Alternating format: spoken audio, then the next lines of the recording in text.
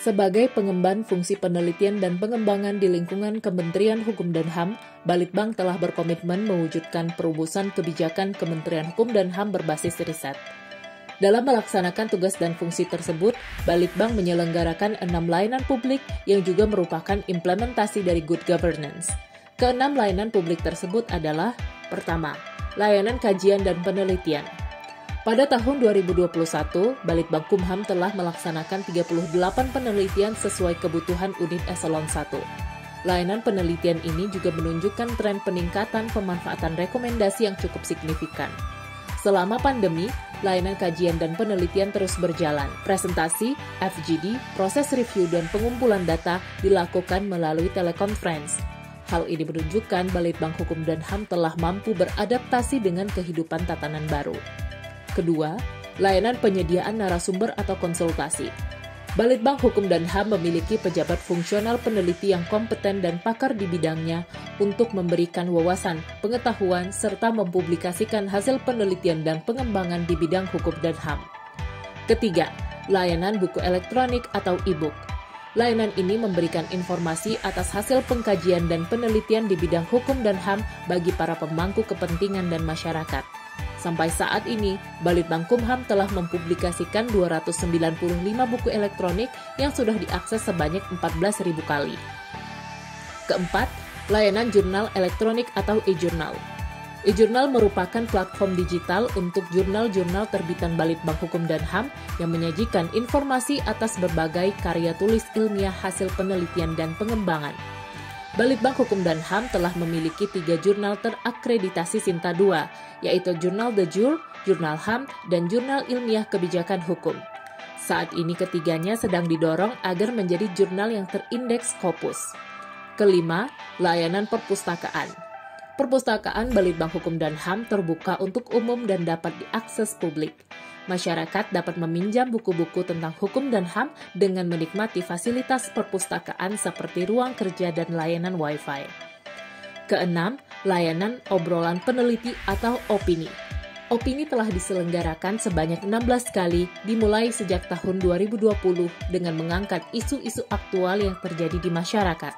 Kegiatan opini pada tahun 2021 diselenggarakan tidak hanya di tingkat pusat, namun juga di tingkat wilayah dengan jumlah peserta yang mengikuti melalui Zoom ataupun kanal YouTube sebanyak 14.984 peserta.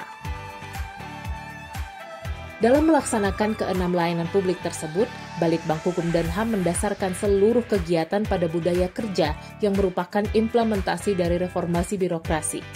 Budaya kerja yang dimaksud adalah budaya kerja integritas, budaya kerja inovatif yang menghasilkan berbagai aplikasi implementasi SPBE, budaya kerja kolaboratif, budaya kerja publikatif, dan budaya peduli dan berbagi. Dalam menjawab tantangan selama pandemi, tentunya budaya kerja inovatif memiliki peran yang cukup besar. Dengan berbagai transformasi digital yang telah dilakukan, pelayanan Balitbang tidak hanya lebih baik, namun juga cepat, efektif, dan efisien. Transformasi digital kami mulai dengan SIP-Kumham, yang merupakan aplikasi yang dapat mengumpulkan data permasalahan hukum, permasalahan HAM, dan pelayanan publik. Sebelumnya, SIP-Kumham di-input secara manual oleh pegawai di masing-masing kantor wilayah.